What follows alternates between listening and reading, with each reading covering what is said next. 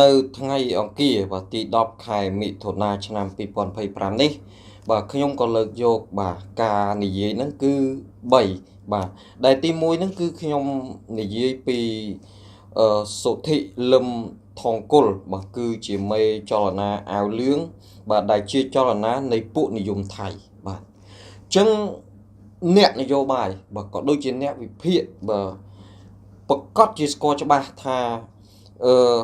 សុទ្ធិបាទលឹមថងគុលនេះជាអ្នកណាបាទហើយដែលមានទំនាស់បាទរវាងថៃហើយនិងខ្មែរនេះគឺដោយសារអ្នកណាដូចជាថ្មីនេះជាដើមបាទចឹងបុគ្គលបាទសុទ្ធិលឹមថងគុលនេះបាទគាត់ប្រហែលថាខ្មែរបច្ចុប្បន្ននេះវាដូចនឹងខ្មែរបច្ចុប្បន្នកាលចំនួនព្រះបាទអង្គឌួងក៏ដូចជាបាទសៀមបាទបាច់បាទប្រាក់ចូលគុំឫស្សីហើយបាទគឺគាត់គិតច្រឡំបាទថៃបច្ចុប្បន្ននេះពេញទៅដោយគ្រោះថ្នាក់បាទបើសិនណាជាបាទសុទ្ធិលឹមថងគុលបាទនៅតែប្រព្រឹត្តបទបាទធ្វើឲ្យថៃមានបាទចលនាបាទក្នុងការ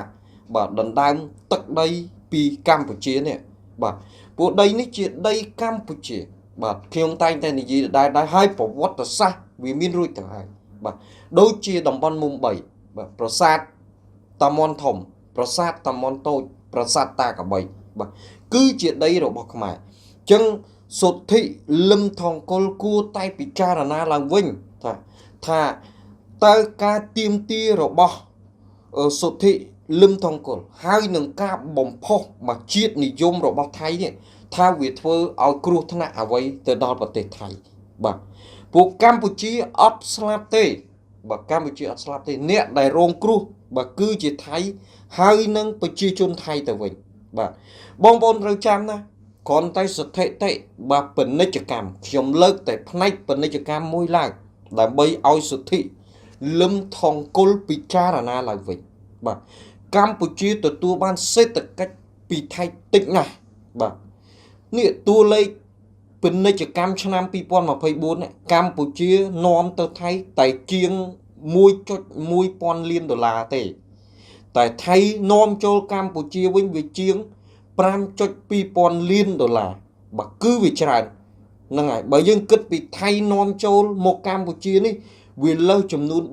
4.1 ពាន់លានដុល្លារទៅហើយអានេះយើងគ្រាន់គិតពីទំហំពាណិជ្ជកម្មទេបាទចឹងសម្រាប់ខែ5បាទដើមឆ្នាំ2025នេះបាទកម្ពុជាយើងនាំបាទទៅថៃហ្នឹងគឺជាង200លានដុល្លារទេបាទអានេះសេដ្ឋកិច្ចវាធ្លាក់វាទូទៅបាទឯថៃនាំចូលកម្ពុជារបស់យើងគឺជាង1.5 ពាន់លានដុល្លារចំណុចនេះដែលធ្វើឲ្យប្រជាជនថៃបាទនឹងទៀមទាតវ៉ាបាទជាមួយនឹងរាជរដ្ឋាភិបាលថៃបាទដែលសុទ្ធិលឹមថងគុលជាអ្នកបំផុសព្រោះចលនានៅក្នុងប្រទេសថៃបាទគឺក្រុមអាវលឿងបាទគឺមានសិទ្ធិតវ៉ាខ្លាំងបើយើងនិយាយរួមសិទ្ធិអំណាចខ្លាំងក្នុងការតវ៉ាបាទចង់តវ៉ាធ្វើរដ្ឋប្រហារទម្លាក់នាយករដ្ឋមន្ត្រីក៏ក្រុមចលនាអាវលឿងនេះដែរហើយប្រធានក្រុមមកគេហ្នឹងគឺសុទ្ធិលឹមថងគុលបាទសុទ្ធិលឹមថងគុលនេះក៏តែងតែវាយប្រហារមកលើរាជរដ្ឋាភិបាលកម្ពុជាដដែលបាទមិនថានាយករដ្ឋមន្ត្រីមិនថាថ្នាក់ដឹកនាំកម្ពុជាមិនថាប្រទេសកម្ពុជាទេគេតែងតែប្រមាថមើលងាយគេតែងតែជេរមកលើកម្ពុជាបាទចំណុចនេះឥឡូវយើងមើលបាទតាំងខ្ញុំលើកពីពួកជាតិនិយមថៃបាទដែលមានសុទ្ធិលឹមថងគុលនេះបាទគឺជាម៉ែបាទកាលពីថ្ងៃទី7បាទខែកុម្ភៈឆ្នាំ2011បាទ14ឆ្នាំមួយបាទគណៈកំពុងមានសង្គ្រាមខ្មែរថៃបាទនៅព្រះវិហារបាទគឺសិទ្ធិលឹមថងគុលនេះគេនិយាយទៅកាន់ក្រមប្រជាជននឹងជាច្រើនមកគ្រប់គ្រងដោយអំពាវនាវឲ្យកងទ័ពថៃនឹងវាយរុលចូលមកកាន់កាប់អង្គរវត្តរបស់ខ្មែរបាទដើម្បីយកជាថ្នូរនិងប្រាសាទព្រះវិហារដែលថៃធ្លាប់ចាញ់ក្តីខ្មែរនៅតុលាការអន្តរជាតិបាទអញ្ចឹងនៅក្នុងការនិយាយនោះសិទ្ធិហ្នឹងក៏គេបានប្រាប់ថាត្រូវតែវាយកាន់កាប់ខេត្តកោះកុងបាត់ដំបងសៀមរាបផងដើម្បីយកជាថ្នូរ សង្កត់ខ្មែរឲ្យព្រមបកគលប្រាសាទព្រះវិហារបាទចឹងរឿងរ៉ាវដែលថៃបាទតែងតែធ្វើសង្គ្រាមទាមទារអត់គេខ្មាស់ចង់បានដីខ្មែរបាទគឺបាទដើមចោមចេញពីសុទ្ធិលឹមថងគុលនេះហើយបាទគឺជាមេចលនាអាវលឿងដែលជាចលនានៃពួកនិយមថៃបាទគឺយើងរកដើមចោមឬគល់នៃប្រទេសថៃដែលតែងតែចង់បានប្រទេសដីប្រទេសកម្ពុជាបាទដូចជាថ្មីអញ្ចឹងឃើញទេបាទបើសិនណាជាការទូតរបស់កម្ពុជារបស់យើងខ្សោយបាទការទំនាក់ទំនងបាទរបស់កម្ពុជាយើងខ្សោយមេដឹកនាំកម្ពុជាខ្សោយប្រកបជាប្រើសភាវុធបាញ់តជាមួយនឹងថៃឯងដោយសារអីថៃចូលមកដីខ្មែរបាទតំបន់មុំ3នេះ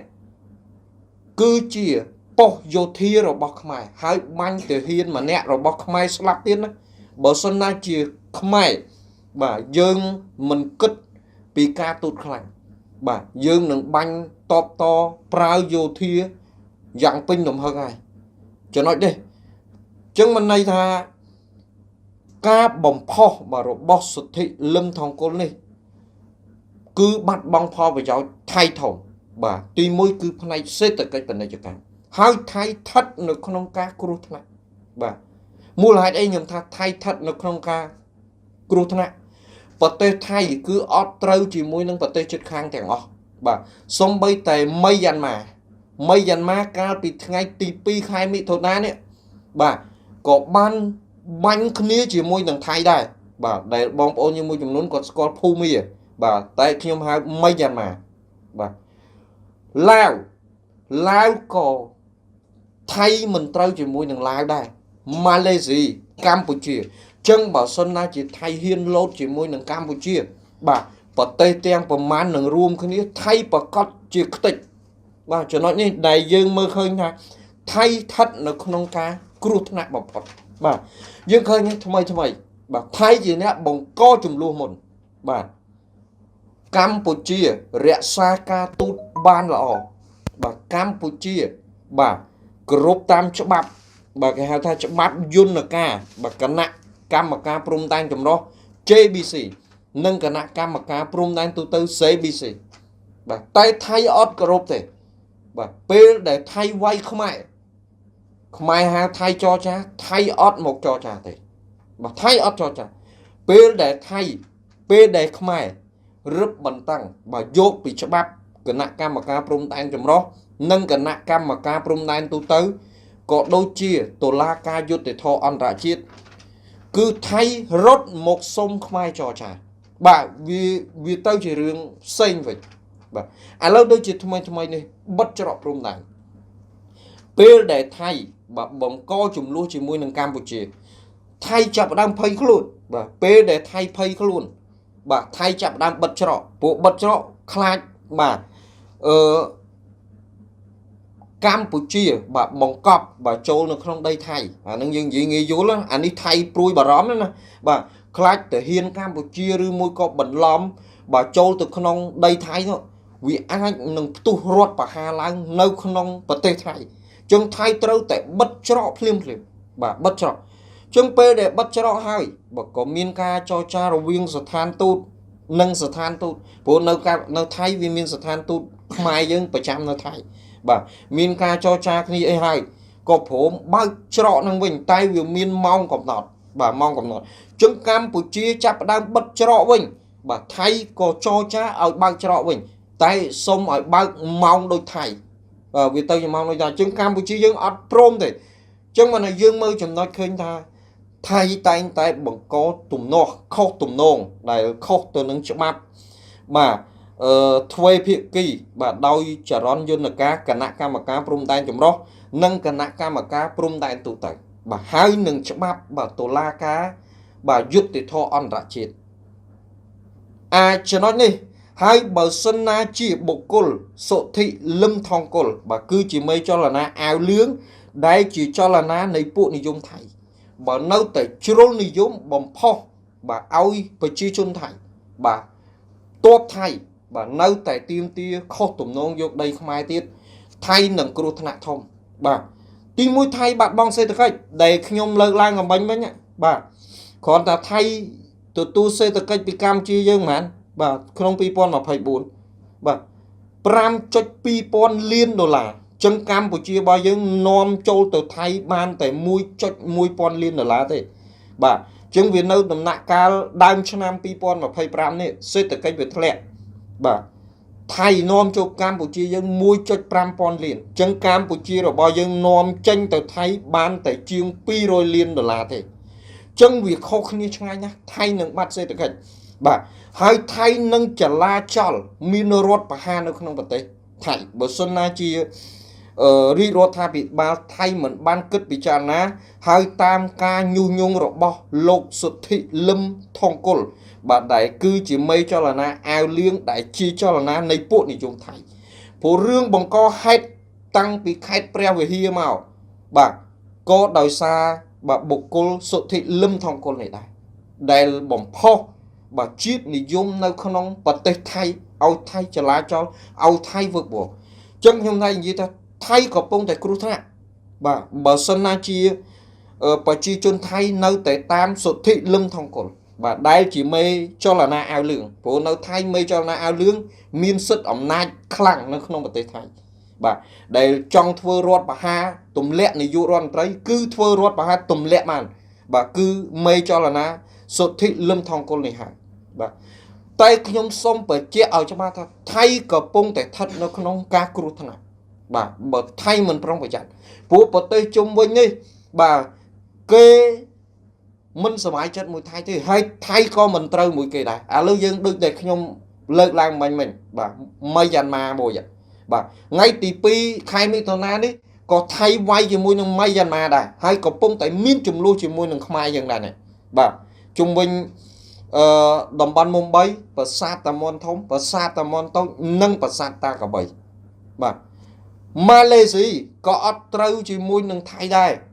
ឡាវក៏អត់ត្រូវជាមួយនឹងថៃដែរចឹងបើសិនណាជាអាប្រទេស4 5នេះបាទនិយាយត្រូវគ្នាហើយចង់ធ្វើបាបថៃវាយតែមួយពព្រិចផ្នែកទេបាទព្រោះវាសងខាងប្រទេសវាយចូលថៃចំណុចនេះដែលខ្ញុំនិយាយថាថៃកំពុងតែគ្រោះថ្នាក់បើសិនណាជាថៃមិនរៀបការទូតឲ្យបានល្អវិញ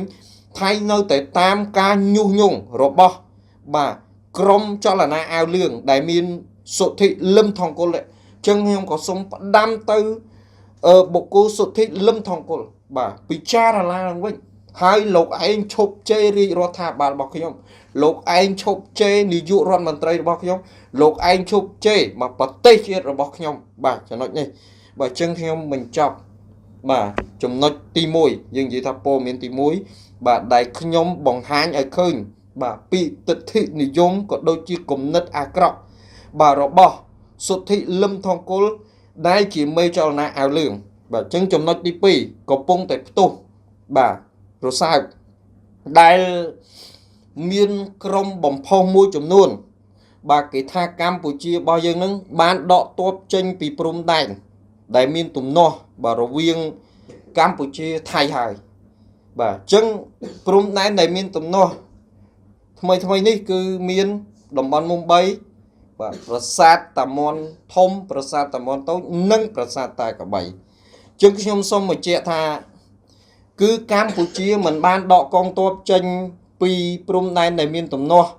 បាទរវាងកម្ពុជាថៃទេបាទហើយប្រមុខរាជរដ្ឋាភិបាលបាទគឺសម្ដេចតេជោហ៊ុនសែនប្រធានព្រឹទ្ធសភានឹងក៏បានបញ្ជាក់ដែរបាទបញ្ជាក់ថាការកែសម្រួលមិនមែនជាការដកទ័ពចេញពីទឹកដីកម្ពុជានោះទេបាទគឺមិនបានដកទ័ពចេញពីទឹកដីកម្ពុជាទេគ្រាន់តែនៃនេះយើងគ្រាន់តែយើងថ្លឹងឲ្យឃើញថាគឺទ័ពនៅដដែលបាទគ្រាន់តែយើងលើកយកពីចំណុចចរចាបាទរវាងរាជរដ្ឋាភិបាលប្រទេសទាំងពីរបាទយើងឈប់បាញ់គ្នាបាទគឺតបយើងនៅរក្សាដដែលបាទព្រំដែនរបស់យើងព្រោះដីរបស់យើងដកចេញមិនកើតបាទយើងដកតបចេញស្មើនឹងយើងឲ្យដីគេបាទយើងដកតបចេញស្មើនឹងយើងចាញ់គេមិនចំណុចនេះបាទគឺរាជរដ្ឋាភិបាលលោកយកការទូតសំខាន់បាទលោកយកគណៈ កម្មការព្រំដែននឹងសំខាន់បាទដែលយើងហៅថា JBC ហើយនឹង CBC បាទសូម្បីតែរដ្ឋាភិបាលថៃនឹងបាទក៏បានថ្លែងបាទលើកយកពីចំណុចយន្តការគណៈកម្មការនឹងដែរចឹងកម្ពុជារបស់យើងនៅតែប្រកាន់ខ្ជាប់តែបើភាគីថៃបាទនៅតែបង្កចំនួនបំពេញមកលើដីខ្មែរទ័ពខ្មែរកម្ពុជាក៏ត្រូវតែបញ្ជាទ័ព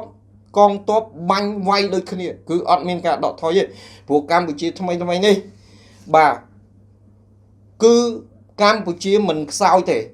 បាទមិនខ្សោយទេកម្ពុជាមានសភាវុធដូចគ្នាកម្ពុជាមានកងទ័ពស្នេហាជាតិដូចគ្នាហើយកម្ពុជាបច្ចុប្បន្ននេះការពារទឹកដីដូចគ្នាចឹងកម្ពុជាអត់មានការដកទ័ពចេញពីការបំផុសក៏ដូចជាទូរទស្សន៍ព័ត៌មានថៃមួយចំនួនបានការផ្សាយបំផុសទេដែលថាកម្ពុជាដកទ័ពចេញពីបាទព្រំដែនដែលមានទំនាស់គឺកម្ពុជាអត់បានដកទេបើកម្ពុជាដកទ័ពស្មើនឹងកម្ពុជាចាញ់បាទកម្ពុជាដកទ័ពចេញពីប្រាសាទព្រះវិហារបាទពីតំបន់មុំបីពីប្រាសាទតាមាន់តូចប្រាសាទតាមាន់ធំប្រាសាទតាកបីស្មើនឹងកម្ពុជាឲ្យដីគេចឹងកម្ពុជាអត់មានការដកទេគ្រាន់តែការកែសម្រួលបាទពីការបាញ់បោះគ្នាបាទពីការប្រឈមសភាវុធបាទដែលយើងប្រកាសសង្គ្រាមដាក់គ្នាគឺមកពីការវិភាសាការទូតបាទចរចាការទូតបាទចំណុចនេះបាទគ្រាន់តែកម្ពុជានៅតែរក្សាជំហរដដែលបាទដីគឺជាដីរបស់ខ្មែរបាទដែលមានតំបន់មុំបីបាទប្រាសាទតាមាន់ធំប្រាសាទតាមាន់តូចប្រាសាទតាកបីហើយកម្ពុជាបាទនៅតែរក្សាជំហរបាទរឿងដែលតបថៃមកបាញ់តបកម្ពុជានៅដីកម្ពុជាដែលជាប៉ុស្តិ៍របស់យោធានេះកម្ពុជានៅតែទៀមទាដដែលបាទចំណុចនេះអញ្ចឹងខ្ញុំចប់ព័ត៌មានទី2ចំណុចទី2ខ្ញុំលើកយកព័ត៌មានទី3ព័ត៌មានទី3នេះបាទក៏មានការបំផុសបាទពីសារព័ត៌មានថៃមួយចំនួនហើយក៏ដូចជាក្រុមបាទដែលគាត់មិនបានស្ដាប់ច្បាស់ហើយយល់បាទពីព្រំដែនបាទជំនាញបាទក៏ដូចជាតុលាការយុត្តិធម៌អន្តរជាតិបាទគេថាកម្ពុជារបស់យើងហ្នឹងគឺបាទដកពាក្យបណ្ដឹងបាទចេញពីតុលាការយុត្តិធម៌អន្តរជាតិហៅថា ICJ ហើយបាទពាក់ព័ន្ធរវាងព្រំដែនបាទតំបន់មុំបីប្រាសាទតាមាន់ធំប្រាសាទតាមាន់តូចនិងប្រាសាទតាកបីបាទចំណុចនេះក៏ខ្ញុំសូមបញ្ជាក់ថាកម្ពុជាមិនបានដកពាក្យបណ្ដឹងចេញទេបាទបើកម្ពុជាដកពាក្យបណ្ដឹងចេញស្មើនឹងកម្ពុជាលែងទទួលយកច្បាប់អន្តរជាតិហើយបាទកម្ពុជាបាទស្មើនឹងកាត់ដីឲ្យទៅសៀមទៅថៃហើយបាទ4ផ្នែកថ្មីទេ4ចំណុចនេះដែលរួមមានតំបន់មុំបីបាទប្រាសាទតាមាន់ធំប្រាសាទតាមាន់តូចនិងប្រាសាទតាកបីបើកម្ពុជាដកពាក្យបណ្ដឹងចេញពីតុលាការយុត្តិធម៌អន្តរជាតិ ICJ ស្មើនឹងកម្ពុជាកាត់ដីឲ្យថៃស្មើនឹងកម្ពុជាបាទខ្លាចថៃបាទចំណុចនេះពួកកន្លងមកកម្ពុជាឈ្នះថៃក៏ដោយសារតុលាការអន្តរជាតិយុត្តិធម៌នេះដែរដូចជាព្រះវិហារជាដើមហ្នឹងឯងដែលយើងប្តឹងទៅតុលាការអន្តរជាតិយុត្តិធម៌នេះហើយ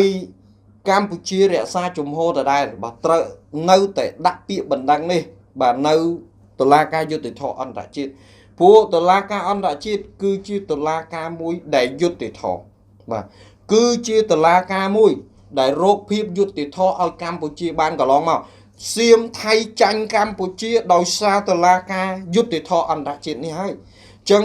កម្ពុជាត្រូវតែរក្សាជំហរហើយត្រូវតែតវ៉ា